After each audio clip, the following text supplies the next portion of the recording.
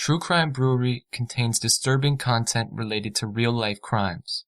Medical information is opinion based on facts of a crime and should not be interpreted as medical advice or treatment. Listener discretion is advised.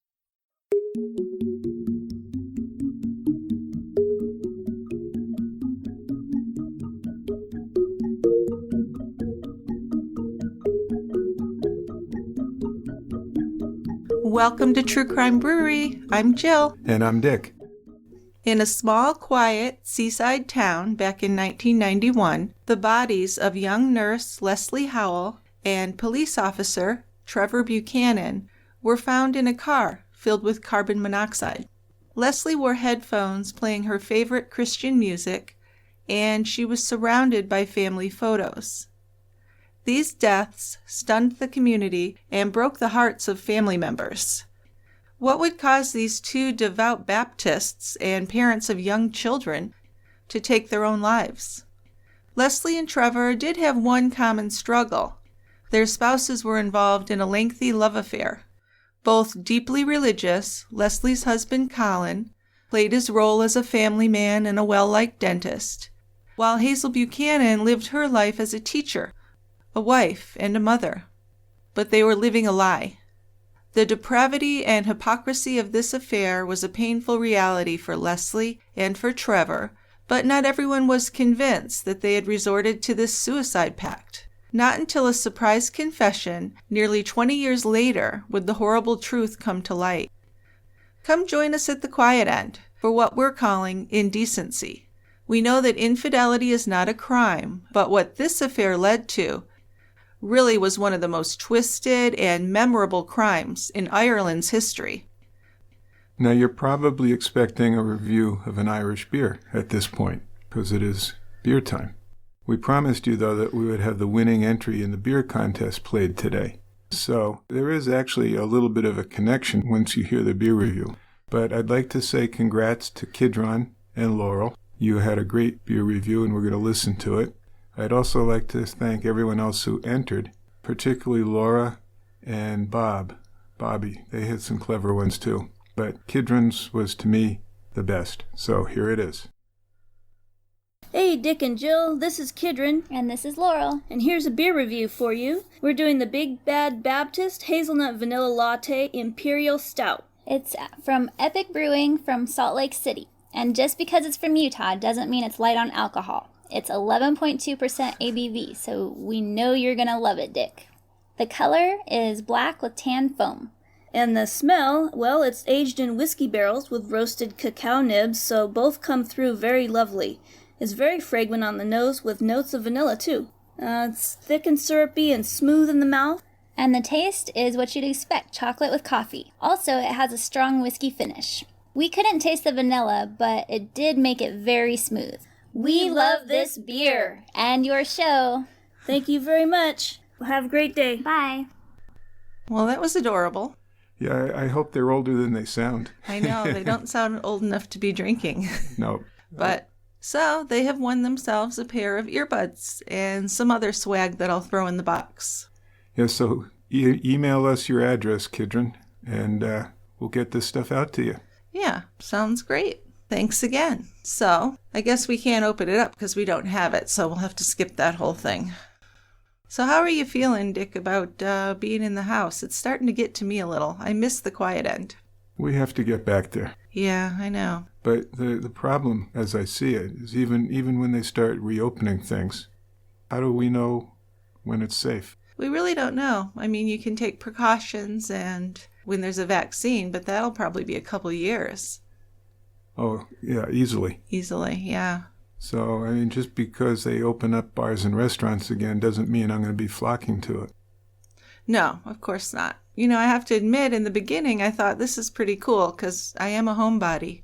And I thought, oh, everything can be delivered. I don't have to go out and talk to people. But now I really miss people and miss being out there. So it's tough. I hope everybody's taking good care of themselves. Make sure to get out and get some fresh air when you can. That's right. Okay, so here's a story to pass some time, and this was recommended to us by Martha. So why don't you, Dick, go ahead and start our story. Okay, I'll start us off. So Lesley Clark married Colin Howell in July of 1983. Colin had just finished a dentistry program at Belfast's Queen's University. They were excited to be moving to the seaside town of Coleraine and have a home and family of their own. Both were Baptists, and they were married at the Windsor Baptist Church. Perfect weather on the wedding day, and the reception was just an amazingly happy celebration. Colin's parents had strictly religious beliefs, and they had wanted no alcohol served. Lesley's dad, Harry, insisted. He was religious also, but he saw no harm in a few drinks during such a festive occasion. Yeah, this decision caused a bit of an uncomfortable rift between the families, I guess, because the teetotalers sat on one side and the drinkers on the other, and they were mostly separated by family. But all in all, both families did share a strong faith, and they were happy to have Lesley and Colin getting married. Now, Colin and Lesley were raised to believe that there should be no sex before marriage. Lesley was Colin's first serious girlfriend, and they actually did succumb to having sex before they got married. So they both felt some guilt for that. Now, even worse, Lesley had become pregnant 3 times in the year before their wedding, and she had had 3 abortions. So I could really get on a soapbox here about birth control. Boy, couldn't you? Yeah, that's terrible. No need for that. And I think in this story, and this is no negative thing I'm saying about religion, but I think with these people, it really was taken in the wrong direction and ended up in a tragedy. No, I think you're right. Yeah. We'll see, won't we? Yeah, I mean, I would rather see birth control being used than having repeat abortions. That's terrible. Well, of course. So Lesley had agreed with Colin to end these pregnancies, but she had confided to a girlfriend that she was afraid Colin would leave her and deny paternity if she didn't terminate the pregnancies. So there's a bad sign right there. And each time she had an abortion, and 2 of them were just weeks apart, Colin had taken her to London, but she had paid for these procedures herself. There's another red flag. So she would forever feel guilty about this. Now, if he had threatened with her that he would deny paternity, that's a real dick move. Isn't it? Yeah. That's a really red flag of what kind of person he was. Well, and listen, and he's impregnated her these times. He's not going to help out and pay for some of this or help pay for these abortions? Yeah, I mean, that's the least of the concerns to me, the money, but yeah. It's all shitty. It's part of the same problem. Yeah. Well, Colin grew up with 2 sisters and 2 brothers, so pretty big family, and he was really close to his dad, Sam, who took him fishing, and they spent a lot of outdoor recreational time together, even after Colin was an adult. The family were members of the Baptist Church, attending services 3 times on Sundays. And when he was 13, Colin decided he wanted to be a missionary overseas, and his plan was to finish school, become a doctor, and do that kind of work. And he was a pretty good student, but his grades weren't good enough to get him into medical school. So he ended up spending 6 years at Queen's University, and he studied dentistry. In college, Colin was a bit of an outsider, mainly because of his stringent religious beliefs. His evangelical Christianity really set him apart from the others. You know, the others liked to go to clubs and bars and have fun on the weekends. So he ended up being a bit of a loner, and his classmates would remember him as a shy, quiet young man from the country. But nothing negative about him. No, he did become somewhat obsessed with pornography while he was a college student. We can speculate all we want whether his religious beliefs played a role in this or whatever. Is he sexually repressed? Who knows? But he was quite guilty about his obsession. He even went to his church elders for help and had software put on his computer to block the porn sites. But he always found ways to go back. Yeah, work around it. Use the computer at work instead of at home, that kind of thing. So Colin met Lesley in March of 1980, and it was his 21st birthday party. She was a cute, popular girl studying nursing, and she had a lot of dates before, so she was more experienced in a way, maybe not sexually, but socially. When Lesley was first dating Colin, she was going out on occasional dates with other guys, and one night she returned home from a date with a medical resident to find Colin waiting for her at her place. He was in a bit of a jealous rage and sent her date away. So that was Lesley's first experience with how controlling and obsessive Colin could be. But unfortunately, she didn't break it off. Now, Lesley grew up in South Dublin. She was a very good student and was involved in an evangelical youth club. She sang in the choir, but she still had enough rebel in her that she would sneak off to the pubs with her girlfriends for a drink or two on occasion. She moved to Belfast to work on her nursing degree, and the clinical training in the hospital was demanding, and there were weekly exams, but Lesley finished at the top of her class. So she began working in geriatrics, and she got along very well with the elderly patients she cared for. She moved into a rented home with 6 other girls. Now, whenever there were male visitors, Lesley seemed the most popular. She was not only pretty, but she was a warm individual and pretty capable of having an intelligent conversation. She traveled to Europe with her housemates and just seemed to be more worldly than most of the young women in her church. Yeah, now, despite this upbringing, she really was not a wallflower. She was very outgoing, strong, independent young woman. Very outspoken. But Colin really had a thing for her, and he aggressively pursued her. He ended up taking her to the dentist's formal dance at Queen's University, but early on she really wasn't sure if Colin was the guy for her. She told a friend that her relationship with Colin had some problems. He was much more serious about her than she was about him, for one thing. Plus he could be, really possessive and jealous. And she was smart enough to not see that as complimentary. She was concerned about it.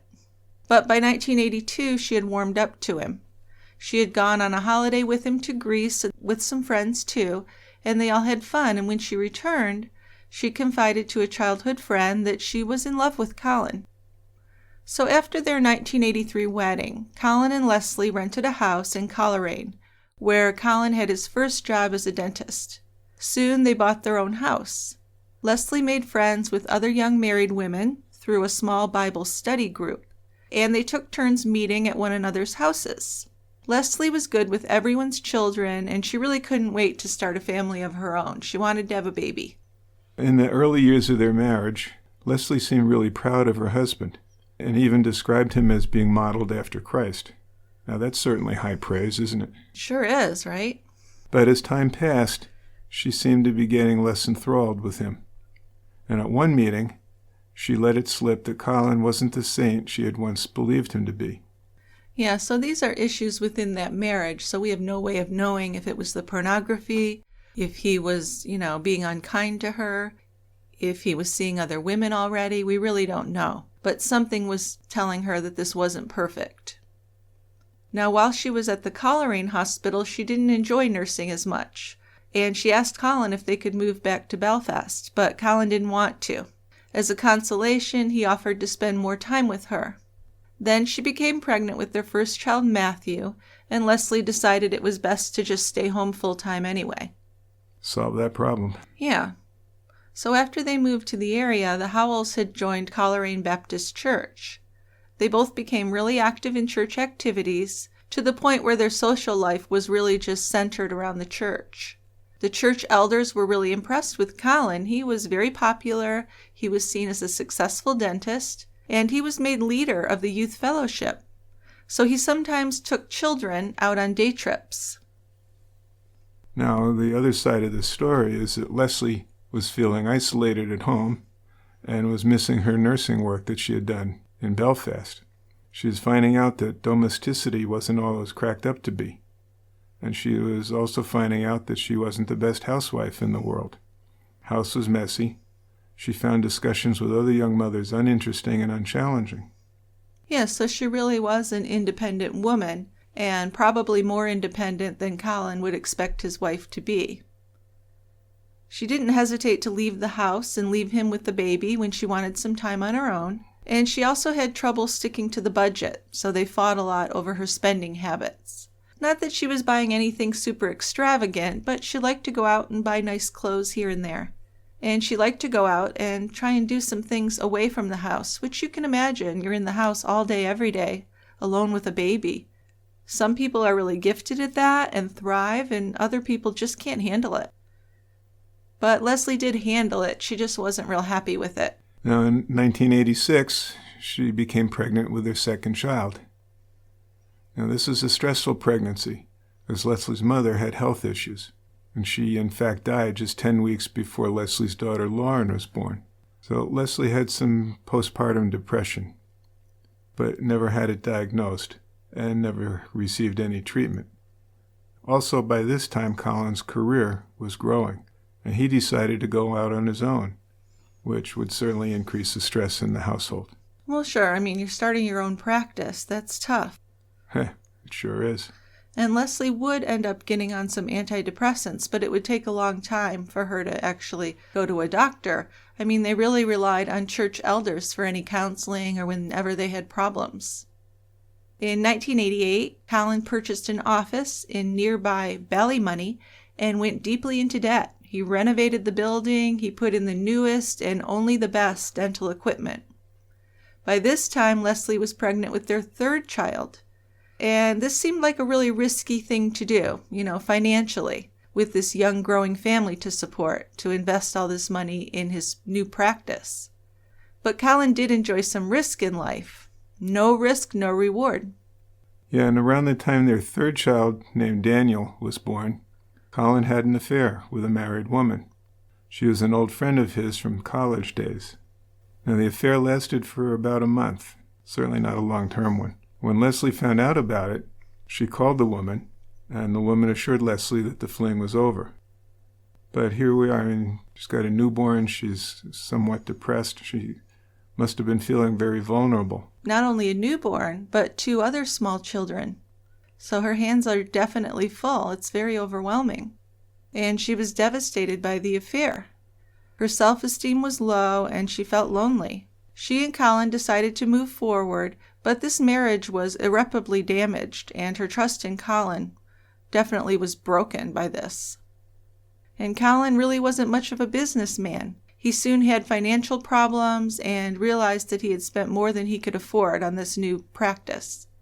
He was busy in the office, and it was state-of-the-art, it was beautiful, but the profits didn't improve because the busier he got, the more he had to spend, and he had to hire a second dentist, which cost a lot of money. So it really wasn't the best time to go out and buy a more expensive house, but that's what he did. By the time they paid their mortgage and the expenses for the dental office, they were living on overdrafts each month and never catching up. After Lesley gave birth to their third child, the tension grew in the house. And the bigger house was newly built and needed fixtures, flooring, painting, and furniture. But now the Howells were house poor. They had no money to do the work, so they moved in with no carpeting, and Lesley was left to raise these 3 little children on a concrete floor with sparse furnishings and really not much spending money. So the house was a mess, and Lesley was very overwhelmed and not feeling very good about herself. Colin was actually a pretty good dad at that point, and he tried to help by taking over with the children as much as he could. He gave up playing sports with his friends in order to help lighten the load on Lesley. But the marriage still suffered from all this financial stress, and it became worse. Yeah, checks bounced, and Lesley had no money for basic living expenses. Colin blamed delayed insurance reimbursement for his cash shortage. Well, that's always the excuse. But the bank was after him to improve the situation. He had repeated meetings with the bank to increase his overdraft limit. He even considered selling the new house or turning over his practice to another dentist. Yeah, so Colin was very concerned about how he looked to people, right? Because he wanted to sell the house, but he wanted to do it without anyone knowing. He didn't want to sign out on the lawn that it was for sale. So a lot of this was about his pride and his ego. Then, in December of 1989, Lesley was pregnant with their 4th child. Now, of course, she loved her children, but she was quite overwhelmed with the situation. And the prospect of caring for 4 children under 5 years of age was just a lot. This, along with the major financial issues, was a very daunting prospect for her. The marriage was very strained, and Lesley was feeling very alone. She really didn't like to tell people her problems too much. Colin considered divorcing Lesley, but really never considered it a real possibility. For a man who is so involved in his faith and in his church, the stigma of a divorce would be unbearable. If he left his wife and children, his Baptist friends would shun him. It didn't mean he'd given up having sex with a woman outside of his marriage. He's had one affair that we know about, maybe more. Yeah, probably more, I would guess, but we're not sure. In 1990, though, he was actively looking for a new woman to sleep with. He was well aware of how his earlier affair had damaged his marriage, but felt like he couldn't stop himself. So like porn, this was an escape for Colin, and the consequences really weren't foremost in his mind. I mean, when you have your mind on something like that and you're obsessed with it, the consequences really just kind of fall by the wayside. They're all secondary. Absolutely. So Hazel Buchanan was a young mother who attended the same church as the Howell family, and who also worked as a teacher at their daughter Lauren's nursery school. Hazel was married to a police officer, Trevor Buchanan. Hazel and Trevor had 2 young children of their own. Hazel was attractive, but not exceptionally so, and she was very, very shy. Still, Colin was really taken with her. Yeah, I mean, like the other people in the story, Hazel had grown up in a deeply religious Baptist family. She had so far been faithful to Trevor, but people who knew the couple would say that it was unbalanced. Trevor definitely loved her more than she loved him. In fact, Trevor would do whatever Hazel asked him to. Trevor looked at Hazel with adoring eyes and never showed any interest in other women. So he was madly in love with Hazel. He thought he was lucky to have gotten her. Colin and Hazel had met through the church, and she had been to his dental clinic. But the story goes that Colin and Hazel's romance began in the summer of 1990 when their children were at the public pool for swimming lessons. Lesley was pregnant with the 4th child, Jonathan, at the time, so she was tired. So Colin had taken the children to the pool, and Hazel was there with her children too. So Hazel was practicing swimming when Colin came over to her and started throwing on the charm. He held her waist in his hands as she practiced her strokes, and then they continued to come to these lessons and began to flirt more and more. One day, as Colin was holding her, he slid his hand over her thighs and over her pubic area. And then he apologized and asked her to forgive him. But he was really happily surprised when Hazel's response was, "I'm not so innocent myself." So she seemed like she was open to it. Certainly did.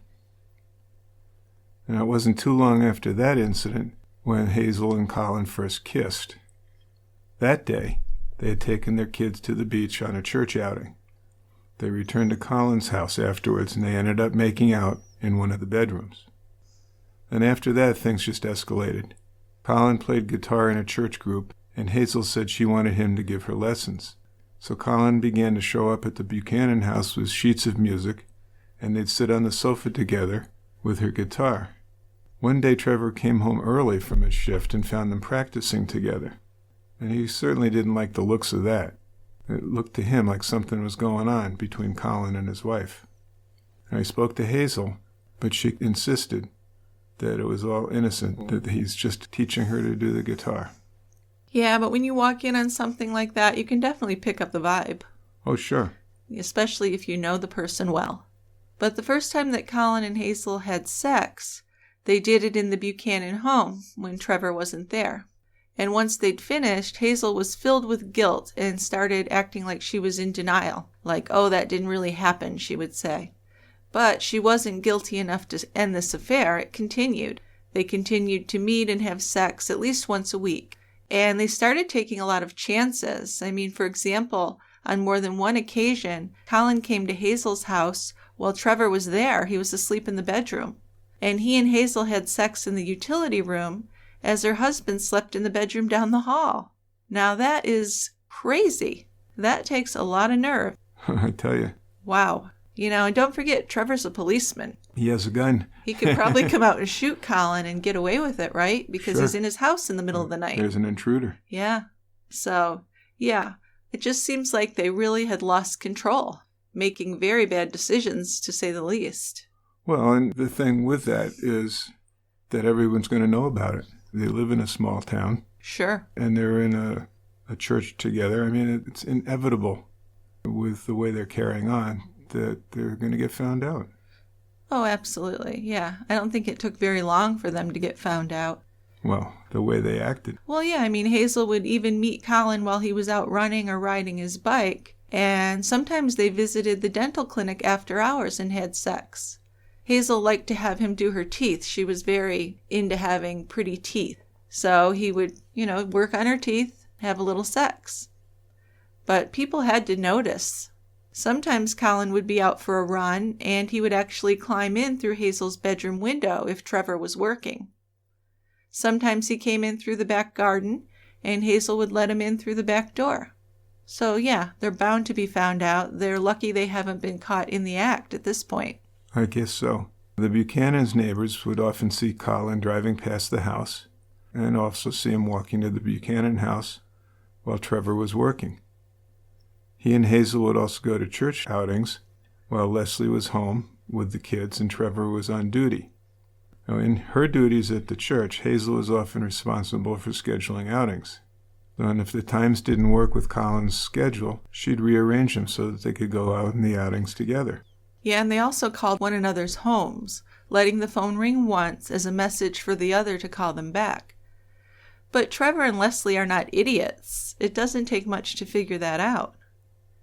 Of course, this is pre-cell phone. But letting it ring once and hang up, that's like the oldest trick in the book. And they even did this late at night while their spouses were sleeping nearby, and they'd talk for an hour or more. So it seems like Hazel didn't use any birth control either, so it shouldn't have been too surprising when she became pregnant by Colin. Since Lesley had had 3 abortions before she married Colin, Colin knew where to go. So he and Hazel went away together overnight to London for the abortion. And Hazel left Trevor a note telling him she'd be back, she was having a difficult time, not to look for her. And I don't know how Colin explained this to Lesley, but they weren't buying it, let's just say that. This is a small community. They knew that both of them were gone overnight. Right. They weren't fooling anyone. Would not think so. After Hazel's pregnancy was terminated, she and Colin stayed overnight at a London B&B. And the doctor had recommended resting for 2 or 3 days before flying back to Ireland. But of course they were in a hurry. They had to get back to their spouses. So Colin had to pretty much carry Hazel onto the plane. And of course she didn't tell Trevor where she had been, but he was definitely suspicious. He had to know something was up. Trevor wasn't stupid, but he did love Hazel and he didn't want to lose her. She had been his first serious girlfriend. And after he married her, Trevor probably felt that his dreams were all coming true. He had worked very hard to become a police officer, and he had accomplished that goal. To pass his entrance exams, Colin had paid for a math tutor.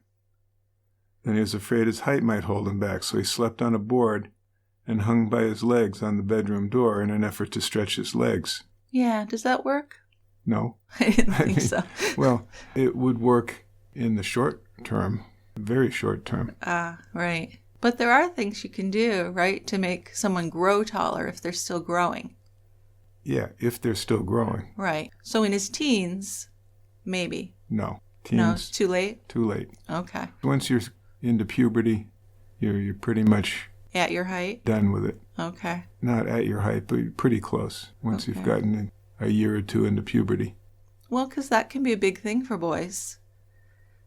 The minimum height at the time to be in the police was 5 foot 8 inches, and he was less than half an inch short of that. So he did finally get accepted, and he was just so happy. He really enjoyed the police work, and it turned out he had a real way with people. He was so approachable and treated everyone with respect no matter what the circumstances. So just an extremely nice guy who was well liked by pretty much everyone. Yeah, and after he married Hazel, people who knew him took notice. He was drinking less, he had quit smoking, and he was working hard to give her the home and the possessions that she wanted. Trevor also became more committed to his Baptist faith. He did this mostly to please Hazel. And after a while, he actually did enjoy it. So he might have started it out with the idea that I'm only doing this for my wife, but he really got into it. Yeah, I think he just enjoyed the community of people and the activities. And overall, he was definitely seen as a gentleman and a family man. His sister Valerie would say that Trevor treated Hazel like a queen. The house was furnished as she wanted, and she had nice clothes for herself and for the children. Still, Hazel was the type of woman who never seemed satisfied. Maybe she felt like she'd settled for Trevor. But his parents approved of Hazel. They liked her. She seemed to be good for him, right? Because he was drinking less, he'd quit smoking. And she was a good mom to their 2 kids. They knew that her spending was pretty out of control, and that made it hard for Trevor to manage financially. But, his family just accepted that he loved his wife, and he's going to do whatever he has to do to take care of her. Now, his family wasn't aware that Hazel was cheating on him. Well, of course not. They wouldn't have liked that. But it certainly became well known in Colin. They were seen parked by side in the park. Colin was often seen running on the Buchanan street, and it was pretty obvious that things were going on. It was obvious enough that a church elder sat down with Colin and confronted him about the affair. Colin refused to admit that he was involved in an affair. Lesley knew, though, that something was up. They had financial stress, certainly did. Colin was getting more and more distant. They had just had a 4th child. They couldn't pay their bills. They had the bank calling pretty much every day. They were way over their heads with the dental practice and the new house. This is tough. It would be really tough to have that happening. Lesley was doing the laundry when she found a bunch of coins in Colin's running pants pocket one day. And she wondered, why would he need change when he's going out for a run? But, it came to her that he must have been calling another woman from a payphone when he was out exercising. And there were also times when Lesley would come up on Colin speaking softly into the home phone. And she could tell by his tone of voice and his secrecy about it that he was talking to a woman. So Lesley confided in her pastor about these troubles. She told him that she believed her husband was being unfaithful and she was really distressed. After this, the pastor confronted Colin at his office. And he told him, Lesley and the church elders believe you're having an affair, and we believe you're having an affair with Hazel Buchanan. But Colin continued to deny it. Still, he hadn't convinced the pastor, so the pastor went to visit Hazel in her home. Trevor wasn't home, and the kids were in another room when he told Hazel that he knew she was having an affair with Colin. Hazel denied the affair, but she told the pastor that she was disappointed in Trevor's lack of ambition, and she felt really bored with her life. And finally she did break down and admit to the affair. She cried and she apologized to the pastor. And the way she told it, it was just a short, recent thing. But later, the pastor would find out that this affair had been going on for several months. So the pastor's really involved here. He went back to the Howell home. Lesley was there, and they waited together for Colin to get home from work. And as soon as Colin came in the door, the pastor confronted him about lying to him. And he told Colin he had to step down from his involvement in the church, and he would no longer be allowed to take communion. So Colin and Hazel had been behaving in a very unchristian way, and they were both disciplined by their church. But still, they weren't being entirely truthful, neither of them. They both admitted that they had developed this close friendship, and they'd kissed, and they had feelings, but they denied that they ever actually had sex. And this is a weird thing that maybe someone who's religious could let me know about, but it seems like you can do anything but the actual penetration, right? I mean, if you're calling it sex? Yeah. Yeah, sure. If they're You're still a virgin. Completely literal about it. Well, yeah. Sex is vaginal penetration with a penis. So it's just stupid to me, right? Because if you want to be pure, I think that's a valid choice. I'm cool with that. That's great. But why draw this imaginary line? When the penis enters the vagina, that's it. It's just weird. Don't understand it. Yeah, well, and the other thing is they'll maybe do a little bit more admission each time. First time you say, well, I don't even know her. And then you say, well, yeah, I know her, but we're just friends. And then you're more than friends. Then maybe you kiss, and then maybe you touch each other, and you just kind of gradually lead up to that. It's all just kind of silly to me. I think you need to just be forthright. But I can see that in this situation, these people felt like they couldn't be forthright. They were really hypocritical in that way, though. It's so hypocritical. Well, yes. Yeah. So the pastor returned to the Buchanan house after this, and he was going to talk to Hazel and Trevor together. Trevor was hurt, yes, but he was also very pissed off. He was really embarrassed, and he didn't want anyone to know about it. So it's a humiliating situation for both Trevor and for Lesley, because they were so religious and so involved with their church. It was impossible to keep things completely private. No, these church elders, I don't know what's up with that, but they're super involved here. They're right in there. And they discussed the situation among themselves. Both Hazel and Colin were forced to resign from all of the church organizations. And Hazel had to give up teaching Sunday school. So they're not fucking around here. It's like, you are unchristian, you are in trouble. And I guess they thought that would work. But it didn't. No, they made arrangements so that the two couples could attend different services, at least temporarily. Howells went in the evening, and the Buchanans in the morning. Colin and Hazel agreed not to have any contact with each other. Now, both couples didn't want the congregation to know, but most of the people already knew that something was up. Well, there were at least a lot of rumors, I would say. Yeah, they might not know exactly. Sure. But yeah, again, small town, small church, they know what's going on. And the thing is that divorce wasn't forbidden by this church. The pastor actually told both couples that divorce was allowed in the case of infidelity, but neither really saw it as a viable option. Unfortunately, they chose to seek reconciliation of their marriages. And I mean, for Trevor, he's in love with Hazel, he wants to forgive her, so he definitely wants to continue the marriage. But then I think for Colin, it was all about the church and how things look to the public. Yeah, he's got to maintain his position. And I think that Lesley really loved him and wanted to save the marriage. I mean, they do have 4 kids as well. But I'm really not sure how Hazel felt. She's the mystery to me. She's kind of mysterious. Well, and I'm not sure that Lesley actually wanted to continue the marriage for that reason. I think she's got 4 kids, and she hasn't worked for a few years. I mean, you'd also have to consider the financial implications. Absolutely, but it's not like the finances are going swingingly at this point. No, well, that's it. If he was making money hand over fist, maybe Lesley would think more easily of divorce, because that's true. She'd get some money. It's expensive to set up a second household. Plus, Colin was pretty well liked in the church community still. He was a real charmer, and he did devote a lot of time to church activities. But in his discussions with the church elders, Colin did not seem sincere to them. It seemed to them that he was just saying what he thought was expected, telling them what they want to hear. But with Lesley, Colin seemed remorseful, and he promised that the affair was over. She said she wanted to keep her family intact, and they even made plans to renew their marriage vows. Of course, Trevor wanted a fresh start with Hazel. It was really important to him, though, that his fellow police officers didn't find out about his wife cheating. He found that humiliating.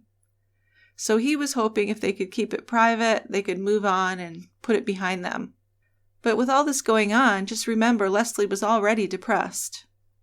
She finally started on some antidepressants, but she was also drinking a lot of wine, like several glasses a night. And she was known for putting on a brave face to the public, which left her quite isolated. The church elders are really the only people that she could confide in at that point. Plus, she had these finances to worry about and these 4 little kids to care for. It's just a lot. Well, it's overwhelming. Yeah, I think I'd have to be hospitalized for a while. Or, have a family member, your mother, come in and help, something. Yeah, I don't see how she could function on a day-to-day basis with all the stuff that's going on. Sure.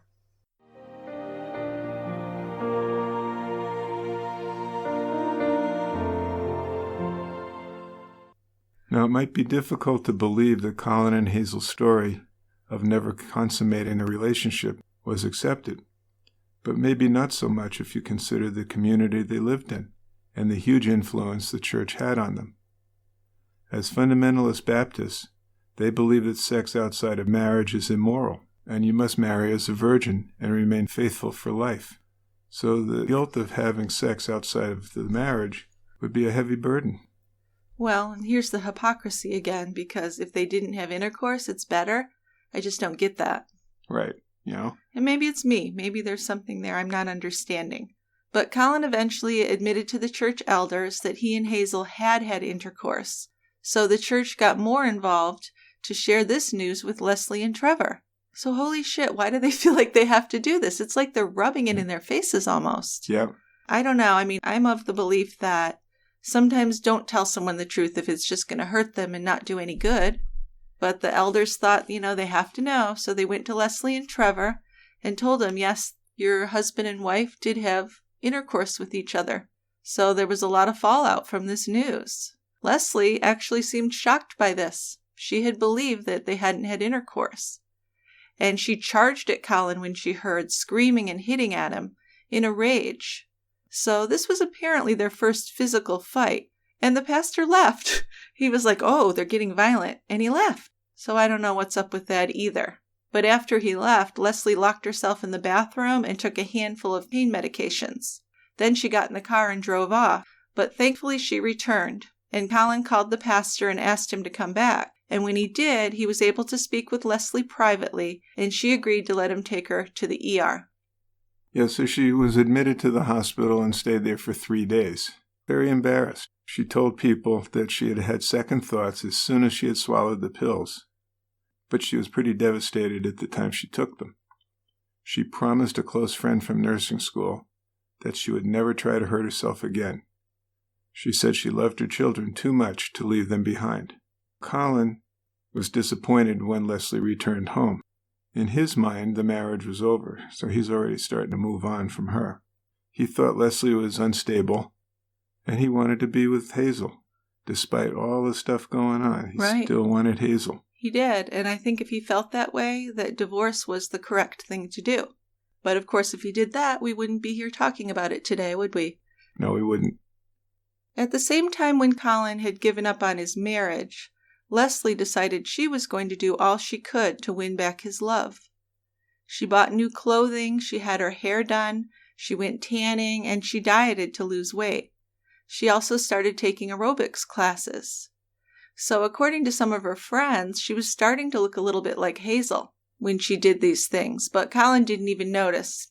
He was still obsessed with Hazel, apparently.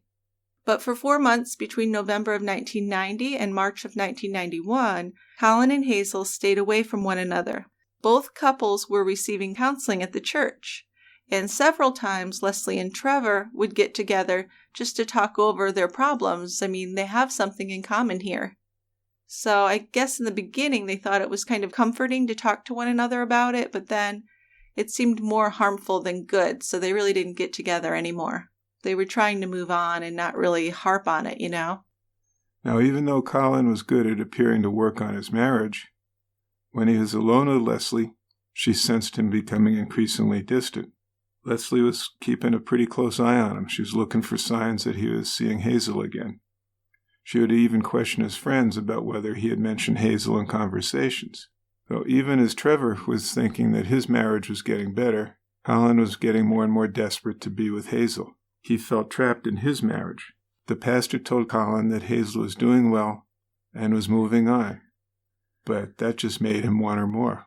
Yeah, so finally he couldn't hold out anymore, I guess, and in March of 91 he called Hazel.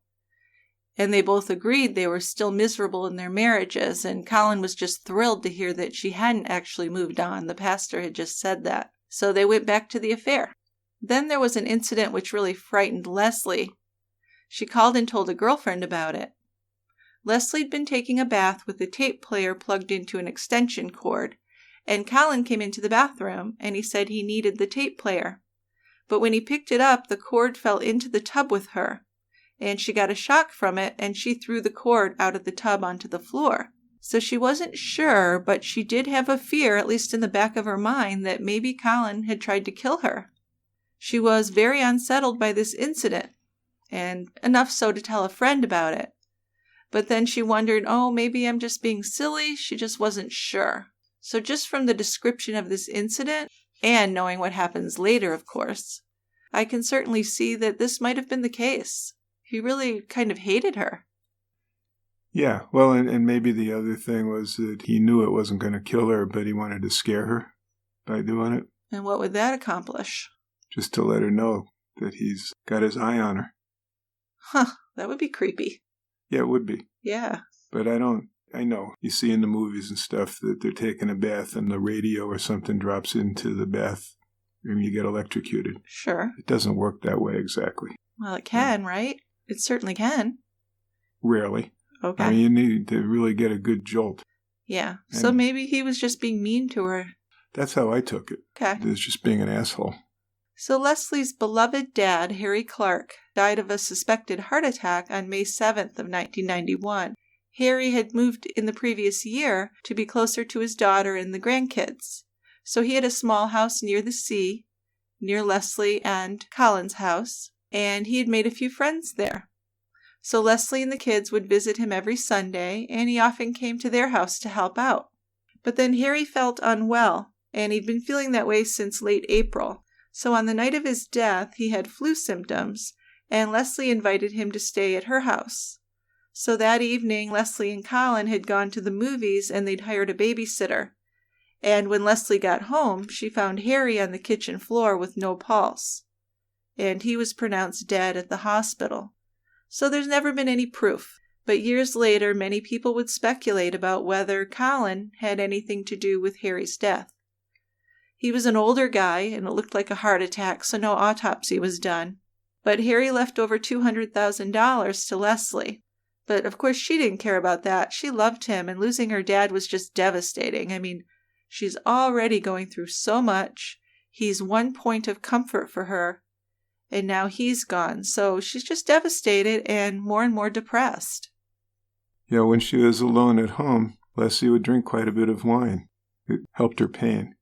Colin would also claim that she was taking her father's temazepam pills. According to Colin, Lesley was often drunk and incoherent.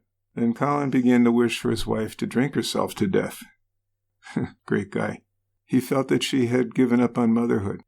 Now, even though he considered her an unfit mother because of her drinking, he was afraid he would lose custody of his kids if he left her. He also claimed that she was an alcoholic, but her friends and her brother denied that. So refresh my memory here. Temazepam is benzodiazepine? It's a diazepine, yeah. So it would be sedating. It certainly would. Anti-anxiety, sedating, that kind of stuff. So at 3 a.m. on May 13th, Colin had what he would later refer to as his Eureka moment. That's when he decided that he was going to murder not only his wife, but Trevor Buchanan. Lesley had cried most of the day on May 12th. She was mourning her father, and he felt that he couldn't comfort her because the relationship had fallen apart. So they went to bed that night together, but neither could sleep. So according to Colin, Lesley had sat up in bed and told him that she wished she was dead and in heaven. She told him that maybe he and Hazel should be together. And she said that neither she nor Trevor were ever going to get over this affair. When she said maybe he and Hazel should be together, I can see that as kind of a sarcastic, offhand thing that you might say, not really meaning it. But Colin would say that he felt love for his wife at that moment, which he hadn't felt in a long time, and he decided that killing her would be a kindness for her. He wanted to relieve Trevor and Lesley of their pain, he would say. And her death, of course, would free him and the children from her. And then he and Hazel could be together. So Colin went to Hazel and told her his plan. Her initial reaction was disbelief, and she said no, but then, over the next few days, he convinced Hazel that killing their spouses would be the thing to do. His plan was to kill Trevor and Lesley and make it look like a double suicide. And Colin told Hazel that he wanted their deaths to be painless. He saw that he and Hazel could be together in the future and raise their children together too. And I'm sure that was his main motivation. Yeah, and Colin didn't want Trevor to wake up and fight him or shoot him, so he wanted Hazel to sedate Trevor. He gave her some Ativan, told her to crush them and put them in Trevor's food. Then he planned about how they could get away with these murders. So it was May 18th, 1991, and Lesley went to sleep about 11 p.m. She slept on the couch, which wasn't unusual at this time. Colin made sure that the children were tucked in, and he barricaded their door with a hockey stick.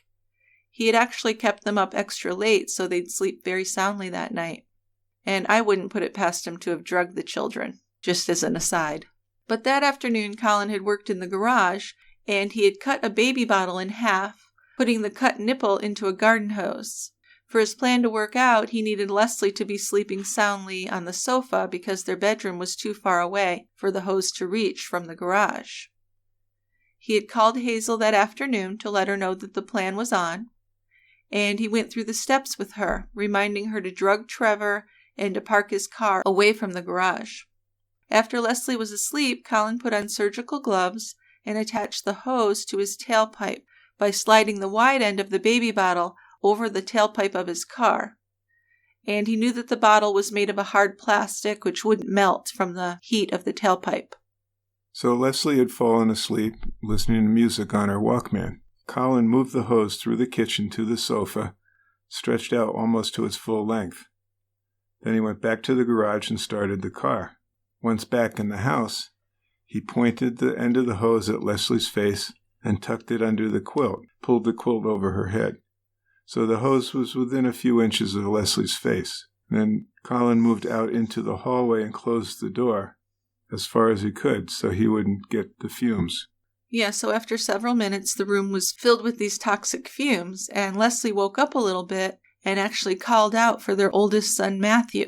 So that makes us think that maybe she knew she was dying, that something bad was happening to her.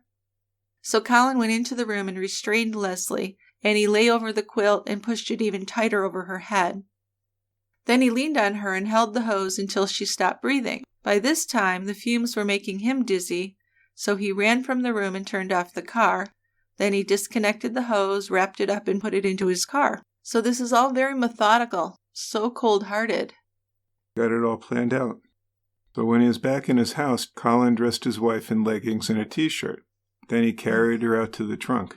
He had to move a little quicker now because he needed Lesley's death and Trevor's death to appear to have happened at the same time or close to the same time. But before leaving for the Buchanan house, he called Hazel to confirm that Trevor was asleep and his car was out of the garage. He told Hazel that he was finished with Lesley and was on his way. Hazel didn't ask if she was dead, and she certainly didn't ask to back out of the plan. She waited for Colin to come over, and then she let him into the house. So at the Buchanan house, Trevor's Toyota Corolla was parked out front, and Hazel was watching for Colin in her kitchen window. Hazel opened the garage door for Colin, and then she ran into the house as Colin backed his car into her garage.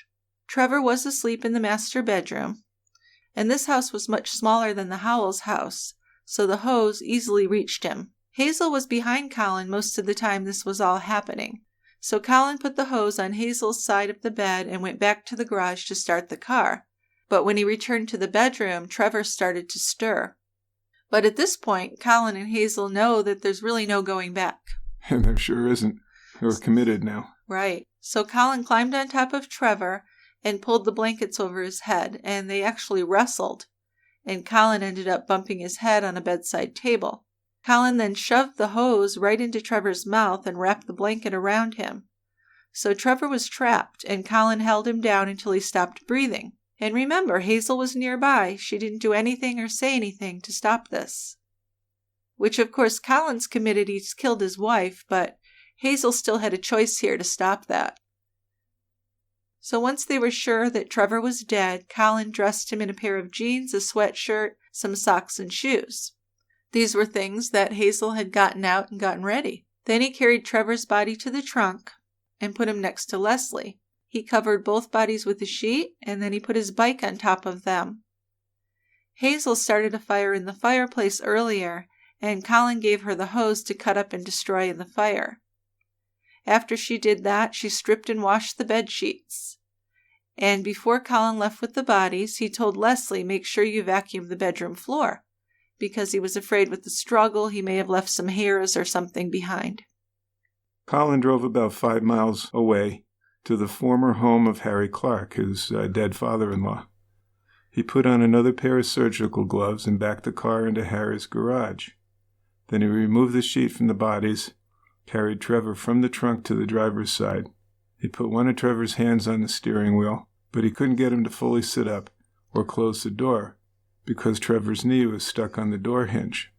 So then he decided to leave Lesley in the trunk. He stretched her out on her back.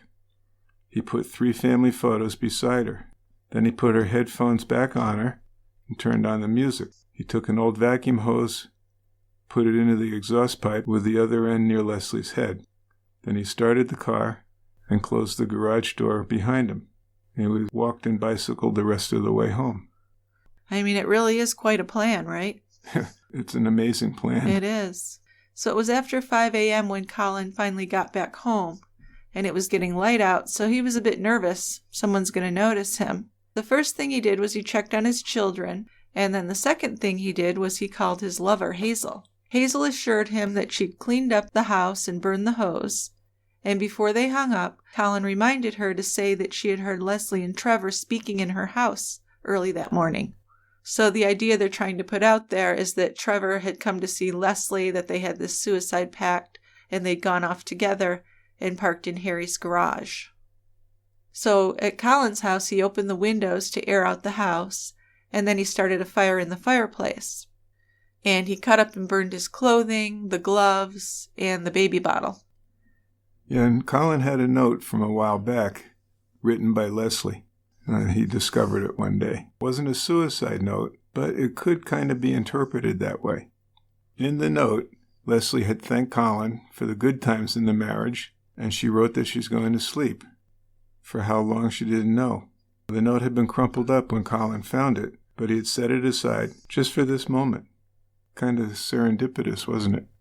Well, and it just shows you the premeditation involved, that he's thinking that.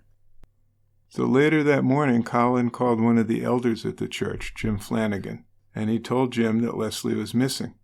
He asked him to check Lesley's recently deceased father's house, because he thought she might have gone there to grieve. He explained that he couldn't go himself because he had to watch his children. We don't think that's kind of weird, huh? They couldn't put the kids in the car and check himself? It's a little weird. Anyway, Jim did drive to the house. Nothing looked unusual. No one answered the door. So Colin was calling the police and calling hospitals looking for her. Jim came by the Howell house, and Colin showed him the note that Lesley had written. Now another church elder came to the house, and Colin told him that Trevor had been to the house during that night. He said that he and Trevor had briefly fought, and then Trevor had left the house with Lesley. A friend from the church named Derek McCauley went out to Harry's house. He was concerned that Trevor had a gun and could be distraught and dangerous.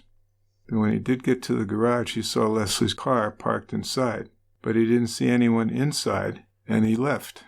Yeah, so when he got back to the Howell house, Colin was shocked. He expected Macaulay to have found Trevor and Lesley's bodies, but he hadn't. Macaulay did tell Colin that he had smelled some gas, though, and when Colin heard that, he said, "They were there, they were there." So he asked Macaulay to go back and check the garage again, which I think is kind of suspicious. Yeah, isn't it? Yeah, so around lunchtime, Macaulay went back to the house with an off-duty policeman to take another look, and they searched Harry's house and eventually did open up the garage and go inside, and that's when they found the bodies. By this time, the car engine was no longer running. Trevor was slumped over in the driver's seat, and Lesley was in the trunk with the Walkman still playing. Of course, people were shocked to hear about the 2 deaths, but Colin seemed pretty calm. A pastor called to inform him, and he immediately told his kids that their mother was in heaven and she would never return. Kind of matter of fact for such a serious, awful thing.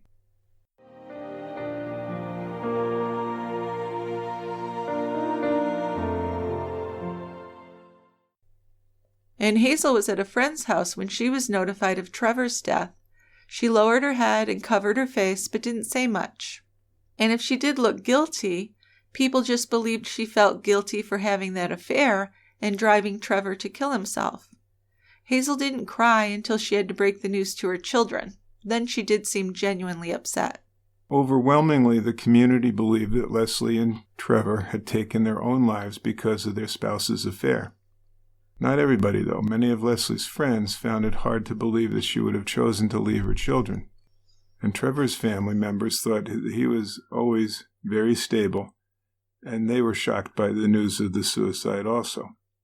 Hazel was judged for her behavior, and even her wardrobe after Trevor's death. At his funeral, She wore a short black skirt and a red jacket, and that seemed inappropriate to some people.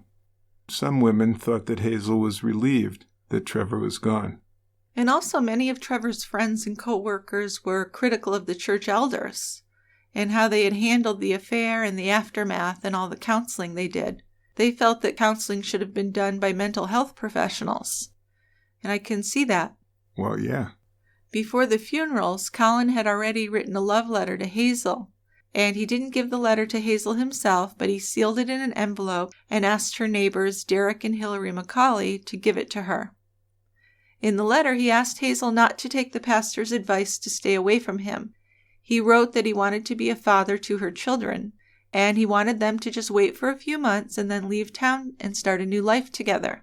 In the closing of the letter, Colin wrote, "I have taken a mother from my children, but God will provide for them, and I only hope and pray that it will be you." So later that would be seen as very suspicious.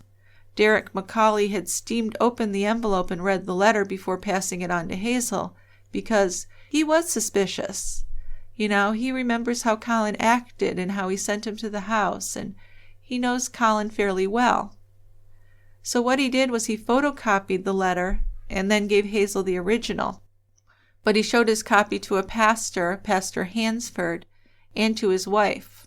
And they all thought, yeah, that's pretty weird that he said, "I have taken a mother from my children." Pretty suspicious. It would seem to be, but Macaulay thought that Colin was referring to how his affair had led his wife to kill herself. No, he didn't think that a murder had taken place. Yeah, I think murder's just so far out of what they consider would happen. It just wasn't something even in their imagination that could have happened. But, you know, he was super shocked that Colin was still pursuing Hazel. He thought that was really bad. If I'm looking at this stuff, I have to think that he was involved in her death from that note. Well, it seems that way to me, too. But everyone was figuring out, okay. Well, I mean, it's all in the context of the community, I guess, and what they believe about Colin. Yeah. So the copy of this letter got put away, and 18 years later, Macaulay turned it over to the police after the investigation into Trevor and Lesley's deaths was reopened. So 18 years. Long time. Long time. There was a lot of judgment against Hazel and Colin right after the deaths, and they were shamed into leaving the church, but they continued to have contact. They had sex within 6 weeks of the murders, and the neighbors definitely knew that this was going on. Despite their plans, the murders, though, wouldn't result in happily ever after for Colin and Hazel, and they began to have difficulty with their sex life. So they believed that as long as they didn't have actual intercourse, they weren't sinning. And well, that's a convenient definition, isn't it? Right. So then if they weren't sinning, their logic went that they were protected by God from being found out. So it's not good logic, but that was their logic. No, and their relationship continued for 4 more years, but they did stop having intercourse. For a while, Colin would put Hazel under the influence of nitrous oxide in his dental office, and that would enable her to relax and have sex with him. And he would go on several occasions to Hazel's house and give her a sedative intravenously that would allow her to relax and have sex with him. So that's just beyond strange to me. Isn't it really weird? Yeah. Yeah. So, and Colin was still really into porn. He would describe his addiction to porn as being similar to an alcoholic's craving for alcohol. Well, you know, like I was saying, Hazel and Colin never did end up together. For several years, Hazel dated a man who she seemed to be using, and she treated him poorly. But then she did remarry someone. David Stewart was his name. Colin met his second wife in 1996 at a Christian singles night that he hosted at his house, and her name was Kyle Jorgensen. She was a divorcee from the U.S., and Kyle had moved from New York to Ireland with her 2 young kids after a difficult divorce. And she was going back to school. She was a student at the University of Ulster at Coleraine. So Colin and Kyle got married in May of 1997, and over the next 10 years, she would have 5 of Colin's children. Less than 2 years after they got married, Colin confessed to her about killing Lesley and Trevor. And at first Kyle wanted to call the police, but strangely, after a few weeks, he was able to convince her to keep this secret. And she seemed to be able to rationalize it in her mind, thinking maybe he was just exaggerating his role in the deaths. But Colin convinced her that he was forgiven by God, so she made the decision to stick with him. She even used the knowledge to her benefit, telling him that if he ever stepped out of line, she would go to the police and tell them. Yeah, so Colin inherited a couple $100,000 from Harry Clark's estate, and he also received another $120,000 from Lesley's life insurance. So he invested in some rental property, and he was able to pay off most of his debts. And then his dental practice did grow and was successful. So he got to be in much better shape financially than he had been during his marriage to Lesley. So he and Kyle had 5 children. He and Lesley had 4. And then Kyle had 2 kids when she got there. So lots of kids. House full of kids, isn't it? Yeah, it's expensive. In 1999, Colin brought in another dentist to his practice, and this allowed him to focus his own practice on implantology. So he wasn't actually an expert in this. He'd only had like a short course. But he did okay, and he was able to convince people he was an expert, and he was able to earn a lot more money. So he opened his own dental implant studio, and these 2 businesses did really well. So Colin, Kyle, and their large family moved into an even bigger, more impressive house in 2007. Then they were able to build a vacation home in Florida as well.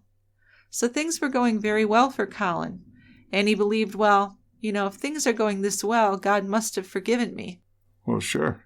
But then a tragedy would change things. Yeah, Colin's oldest son, Matthew, died. He fell off a 40-foot stairway. He was in college, and he was in Russia for a semester. Now, this death left Colin pretty unstable and very tormented emotionally. Colin became convinced that God was finally punishing him for his sins.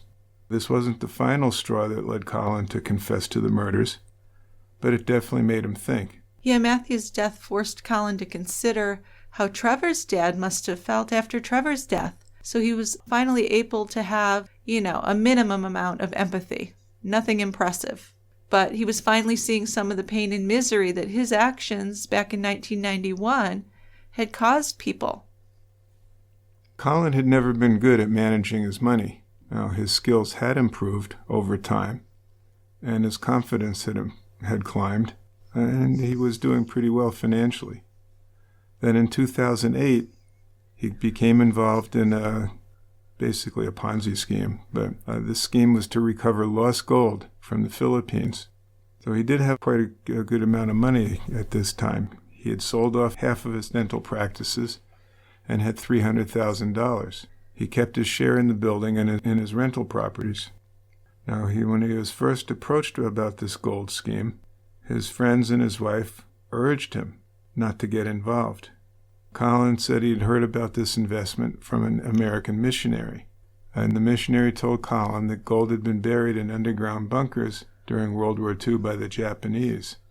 Some of the soldiers who had hidden this gold were later murdered, and a former general had released maps of where the gold was buried deep underground. Funding was needed to dig this gold up. It was going to be a difficult operation due to booby traps of poison gas and explosives. So pretty far-fetched to me, but Colin bought into it. This get-rich-quick schemes, man, how can you pass them up? Well, it just seems like it must be related to greed, because if you're comfortable, you have $300,000, why would you do this? Why can't you just be happy with what you have? I want more. Right. So he did invest, and he put in $50,000 as the initial investment, and he believed he was going to make between $10 and $20 million. So then he'd have plenty of money to pay off his tax debts, and he also wanted to do missionary work in India, kind of a way to get God to forgive him again, like trying to earn God's love back or something. Very twisted. But Colin continued to pour money into this scheme for months. He also tried to get other business contacts involved, but many of them laughed, and other ones just warned him, Colin, this is a scam. But by December of 2008, Colin had put in over $350,000. Then finally he met a man who gave him 2 old ammunition boxes, and he expected he was going to find 2 gold bars in each. But when he opened them, he found a few silver dollars and some old banknotes that were worth about 30 pounds. Colin had given his family's savings to a con man, and I guess he was pretty shocked by this. He thought this was going to work. Karma. So his financial situation is getting pretty dire. Another problem is he had been paid in advance for cosmetic dental work that he wasn't able to complete, and he owed taxes of like $250,000. So on January 29th, 2009, Kyle called in the church elders for Colin to confess to his sins. After he lost his money, he had broken down and was talking about killing himself. He told Kyle that he was eternally damned, but she had convinced him to confess. Colin agreed, but he wanted to take the children to school that morning because he knew he was going to be going away for a long time. When Colin returned from dropping the kids at school, there were 3 church elders waiting for him. Then another church friend had come over to take care of the preschool children. Kyle was crying as she sat and listened. Well, first Colin told them he was seeing another woman, right? Yeah. He'd seen this woman in 2002, he said, and the relationship had started up again in 2005. So this didn't really surprise anyone. Colin had already spoken to friends at the church about his infidelity, and in the past months or so, Colin had been in a really deep depression. He wasn't doing well in his dental practice and was even beginning to seem kind of out of touch with reality. So the elders knew that Colin had lost the family's money in an investment scheme. Then he went on to admit that he had convinced his first wife, Lesley, to have 3 abortions prior to their wedding. Then he added that he had helped his former lover, Hazel Buchanan, go to London for an abortion in 1990. So this was all apparently news to Kyle, who went pale and sank down in her chair. Then the next admission was totally unexpected. Colin confessed that he had been sexually assaulting women who were under sedation in his dental chair. Probably call it a bombshell. No one had any inkling that this had been going on. No, even the women. Yeah. Yeah. So finally he told this detailed story of the murders of his first wife, Lesley, and Trevor Buchanan back in 1991. He said, "I'm a double murderer." So the elders, of course, remembered the deaths. And at the time, everyone had, accepted that Lesley and Trevor had been so hurt by the affair between their spouses that they'd taken their own lives together. But Colin went on, explaining how he was able to convince the police that these murders were suicides. The police were called, and the group prayed until the police came to the house. And 3 detectives came to the house that day to arrest Colin. After his confession, there was an intense police investigation started. Yeah, the death of Lesley's father, Harry Clark, was also investigated, but no charges were brought, and Colin denied killing his father-in-law. And a criminal psychiatrist was brought in to profile Colin Howell. He was interviewed over a period of several months, and 3 doctors reached the same conclusion. Colin had a narcissistic personality disorder, he was frequently delusional, and he was a charming psychopath. In November 2010, Colin admitted his guilt in court, and he was sentenced to life in prison with a minimum jail term of 21 years. Now, the only mitigating factor in his case was that he had confessed to his crimes, and he was willing to give evidence to the prosecution in Hazel's trial. Because remember, she's complicit in all this. Oh, absolutely. And can you imagine how shocked she was after all these years that Colin had confessed, and that the police showed up at her door? She was in her late 40s at this time, and she'd remarried an ex-chief of police, Superintendent, and she was living a very comfortable life. She looked great, tanned, fit, impeccably dressed, and living in a large, elegant home. So now her name was Hazel Stewart, and she was arrested for murder. She was formally charged in February of 2009, and she was allowed to go home on $15,000 bail under the conditions that she surrender her passport and that she report to the police daily. Her husband, David Stewart, questioned her about the 1991 murders, of course, and he just couldn't understand why she would have allowed Colin to kill Trevor. But still, he stood by her. Hazel's trial began in February 2011. She pled not guilty. The prosecution's take was that Hazel had knowingly agreed to assist Colin to kill her husband, and then she had helped him in the cover-up. It was a dramatic trial. There were several witnesses from the church and colleagues of Trevor Buchanan. But the star witness, obviously, was Colin Howell. It turned out that it was Valentine's Day when Colin testified for the prosecution. Now, the worry that the prosecution had was that Colin would be seen as testifying in order to get some revenge against Hazel. But at the same time, he was the only person who could testify that Hazel had been willing in this whole endeavor. Yes, so he testified that his only motive in confessing to the murders was because he wanted to tell the truth to be forgiven by God. So he was taken through the whole relationship with Lesley and then the affair with Hazel, and he remained very composed and articulate. He came across pretty well for a killer, and he was on the stand for 4 days. So you can imagine the media had fun with this. What a field day, right? Yes. So Hazel's attorney conceded that Hazel had perjured herself when she lied at the 1992 inquest, but insisted that she was not guilty of murder. The defense claimed that Colin Howell was controlling Hazel and that she had gone along with him because he had threatened her and her children. So the defense attorney tried to present Hazel as a passive, submissive person. Colin, however, insisted that Hazel had made her own choices. He said that after the murders, Hazel had contacted him many times to tell him that she missed him and wanted to see him. Yeah, and also he said that Hazel was actually the one who seduced him early in the affair and described their relationship as equal. He said sometimes he took the lead, but sometimes Hazel took the lead, and that she had actually been very active in the planning of these murders and very willing to assist. So Colin made an impression on the jurors, giving details of his relationship with Hazel and of the murders, and the consensus was that his testimony was just too detailed to be made up for the purpose of hurting Hazel. Hazel didn't take the stand, but the jury was played tapes from interviews with her after her arrest. And in these interviews, done with her attorney present, Hazel had admitted to her affair with Colin, but she denied wanting to participate in the murder of Trevor. She said that she'd been terrified of Colin. She claimed that she had felt if she said anything against him that night, Colin would have killed her too, and possibly her children. But Hazel's story changed in small ways, and that made her seem dishonest. Because at first she claimed that Trevor took his own sleeping pill that night, but then later she said that she had encouraged him to take a sedative. She admitted that she knew that day what Colin was planning, and when he arrived at her house, she was aware that Lesley's body was in his car trunk. She also admitted that she could have shouted and screamed for Colin to stop, but she'd kept quiet and let the murder happen. Hazel also admitted to leaving clothing out for Colin to dress Trevor's body, and she admitted to cleaning up the room, to opening the windows to air out the fumes, and finally, she admitted that Colin could not have killed Trevor without her help.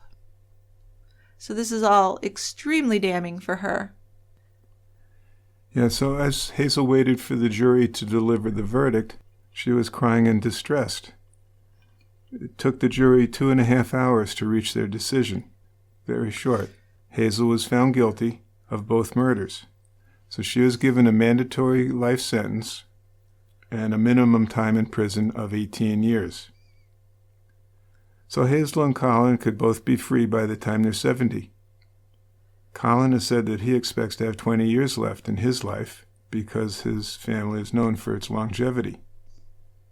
Well, after murdering their spouses, both Colin and Hazel had defrauded insurance companies, right? They collected life insurance on Lesley and Trevor.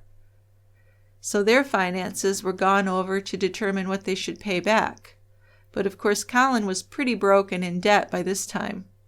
Hazel's son, Andrew, and her daughter, Lisa, continued to be convinced that their mother was innocent for quite a while. And they said that the jury's verdict only punished them twice. First they lost their dad, and then they lost their mom. Of course, Colin had a lot of children, 4 with Lesley, 5 with Kyle. But only one of all of them has stood by him, and that's his daughter Lauren. Kyle, of course, divorced Colin, and what she did is she returned to the United States with the children. Lauren has forgiven her dad and she visits him in prison. Then in May 2011, Colin pleaded guilty to sexually assaulting 9 female patients in his practice over several years. So, of course, his pension from the National Health Service was taken away from him. Well, that's a nice tale. So what do you think about him being honest in his testimony? Well, I think that was a way for him to be right in the eyes of God. I do too.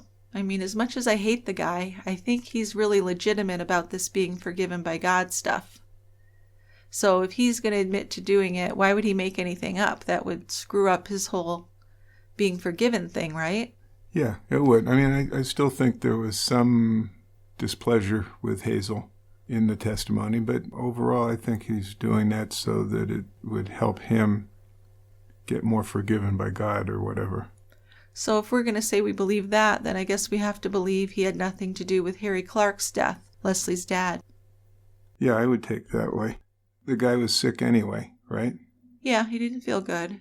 And flu symptoms can be like something that happens before a heart attack. I don't think there's enough there to look further into the father-in-law's death. Well, sure. I mean, they did investigate and decided that. But I'm saying, why would he lie about that when he's telling the truth about these other murders? It wouldn't make sense to me. No, because he's given them way more stuff than they would need, right? Of course, yeah. He didn't have to say anything about the sexual assault of the patients. Right, I think he really was trying to clear his conscience. So he's trying to get everything out there in the open, so God will take care of him. Yeah, I agree. So the sources for this discussion are The Secret, which is a 2016 Northern Ireland miniseries. There's a book we consulted called Let This Be Our Secret by Derek Henderson. We looked at archives from the Irish Times and BBC News. So I would recommend the miniseries if you can find it. It was very well done. It was extremely well done. Yep. TCB's music was written and produced by Tristan Capel. Our Tie Grabber housekeeping reminders today include our membership. Our Tie Grabber members now not only get a bonus episode every month, but you're going to get a commercial-free version of our regular Tuesday episodes as well. So to subscribe, go to tiegrabber.com. Sign up. Pick a gift, we'll send it to you with a thank you note. For as little as $4 a month, you get an extra episode, the gift, and the ad-free regular episodes. Plus, you'll have immediate access to over 40 previously recorded members-only ad-free episodes. Yeah, let's just emphasize, because we've had a couple people concerned that we're going to stop doing the bonus episodes when we're doing the ad-free ones, but we are, in fact, going to continue doing our bonus episodes. Right. So the ad-free episodes are an extra bonus. Yes, we'll still be doing the bonus every month. Also, on our website, you can do some shopping, and we have a great shopping page with all kinds of stuff you can get with our logo or sayings, things like that. And we would really appreciate it if you would leave us a review on iTunes or wherever you listen. We don't bring that up very often, but it does help us to get new listeners and bring them in. On to feedback. This one we have from Chris, who had some comments on the Raynella Leith episode. Hi, Jill and Dick. This is Chris from New York, and I'm listening to the episode Until Death, The Crimes of Raynella Leith, and just thinking about the defense's assertion that Dave Leith killed himself with a gunshot to his own forehead. And I'm thinking that, one, in order for somebody to do that, there are a lot easier ways to shoot yourself through the head than going through the forehead, and whether it's to the side or even behind the ear. 2, if he's going to shoot himself through the forehead, then in order to do it accurately, I would think that the gun or the barrel of the gun would probably have to be pressed right up against his head, in which case that's a close contact shot, not a shot from a distance, as was asserted by another medical examiner, I believe. And 3, if the guy really did want to commit suicide, then for all the illnesses that he had, wasn't he taking some kind of medication that probably would have been a lot more peaceful? Not necessarily painless, but a lot more peaceful. But I'm thinking he probably could have overdosed on some kind of pain medication. I'm thinking if I had to catheterize myself, I'd be on some kind of relaxant medication. But anyway, I don't know, just something about the physical aspect of the supposed method of suicide that just doesn't hold water. So, just wondering about that. If anybody on the prosecution's team, or anybody who was investigating the crime ever made any kind of note or mention of that. The physical capability of somebody shooting themselves in the head the way it was presumed by the defense that Dave Leith had done it. Well, thanks, Chris. So Chris has put some thought into this. I like that. He has. And I know we saw the reenactment of how he could have committed suicide.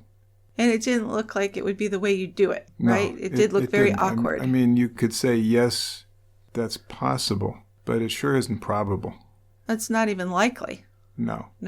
So I think that Chris made some great points there. Think he's a policeman or something? He seemed to know a lot. You think he's just a true crime aficionado? Probably both. I think I might have heard some beer in the background, too. I think he's drinking something. Okay. But well spoken.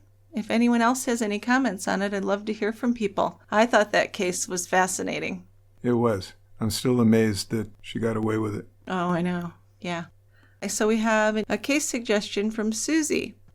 I'm Susie from Ballygowan in Northern Ireland. I love your podcast and listen to it when I'm working, driving, doing housework, baking, etc. It's nice to have you in the background.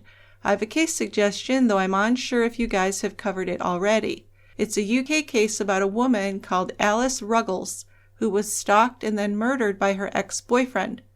It's a very sad case, but definitely worth looking into. Lots online about it.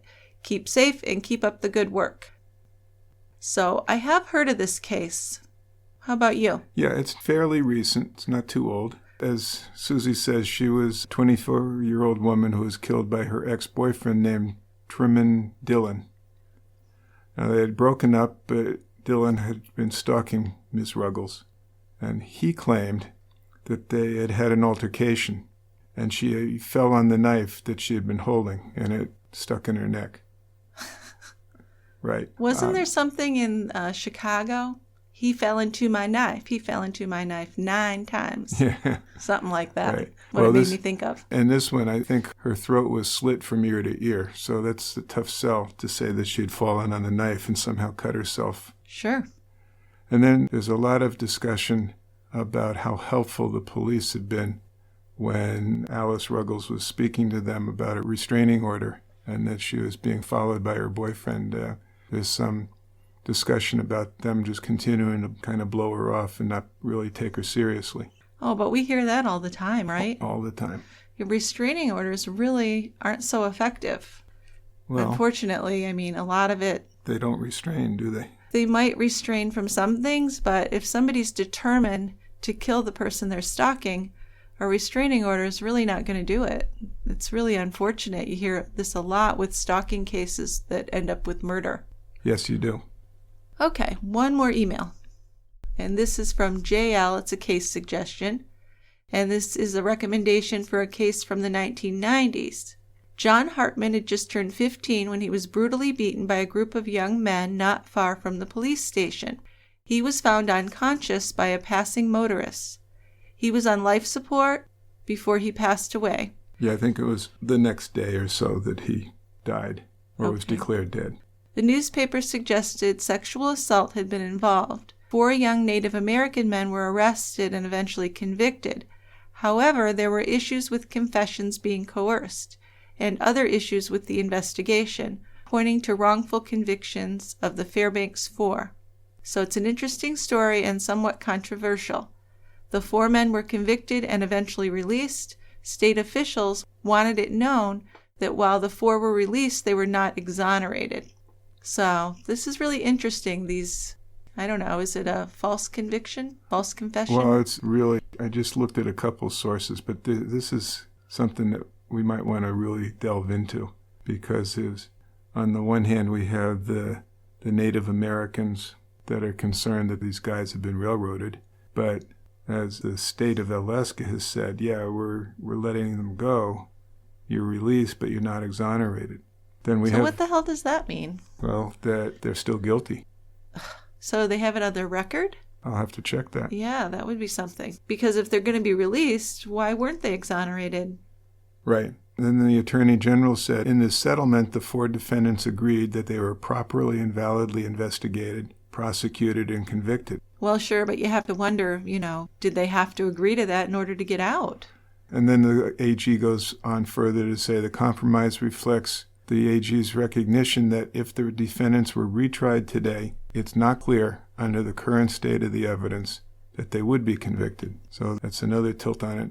And then there's one more thing, just to give you some other stuff to think about. The release was contingent on these 4 not taking any legal action against the state, but they're challenging that too. Well, that I wouldn't think should be legal. How can you base someone's freedom on their agreeing not to sue you? That doesn't seem right. Well, yeah, that would be fun to look into. I think so. Yeah. And at least one of the 4 is saying that he was coerced into signing off on this, that he was told that the other 3 wouldn't be released unless he signed it first and agreed not to file suit against the state. That seems super shady and probably racist. Let's look into it. Okay, that's a great suggestion. Thank you, JL. Thanks a lot. Okay. Thank you, everyone, for listening.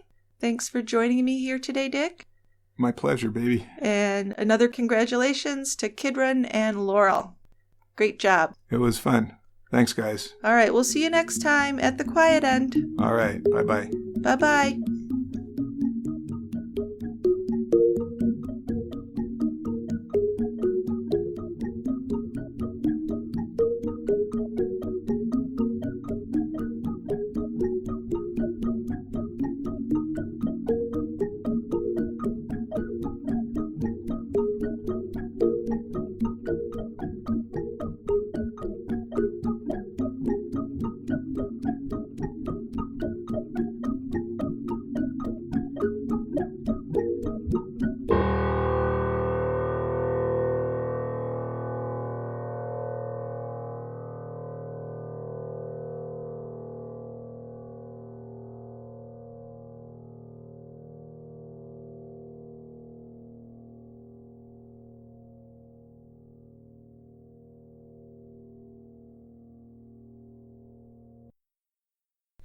Testing.